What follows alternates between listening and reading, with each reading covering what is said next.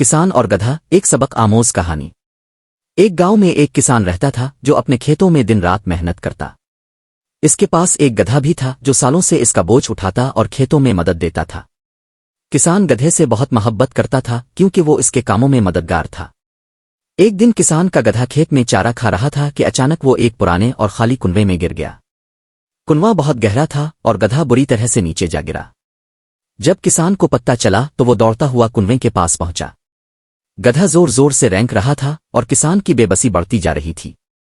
کسان نے گدھے کو باہر نکالنے کی بہت کوشش کی۔ اس نے رسی پھینکی مگر گدھا کمزور ہونے کے باعث اوپر چڑھ نہیں پایا۔ کسان نے اپنے گاؤں کے لوگوں سے مدد مانگی لیکن کنواں اتنا گہرا تھا کہ کسی کے پاس کوئی آسان حل نہیں تھا۔ کافی سوچ بچار کے بعد کسان کو احساس ہوا کہ گدھے کو نکالنا ممکن نہیں ہوگا۔ چونکہ کنواں بہت پرانا اور بیکار تھا، اس نے فیصلہ کیا کہ اسے مٹی سے بھر دینا چاہیے تاکہ گدھا خود ہی دفن ہو جائے اور تکلیف سے آزاد ہو جائے۔ کسان کے لیے یہ فیصلہ کرنا بہت مشکل تھا لیکن اس کے پاس اور کوئی راستہ نہ تھا۔ کسان اور گاؤں کے دوسرے لوگ کنویں میں مٹی ڈالنے لگے۔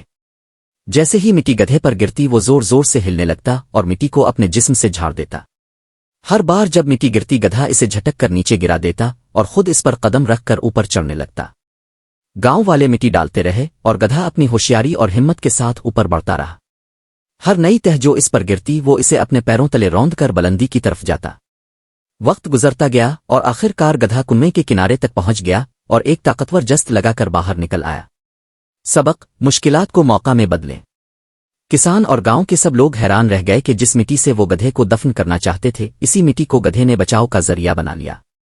یہ کہانی ہمیں سکھاتی ہے کہ زندگی میں بھی مشکلات ہم پر آتی رہتی ہے۔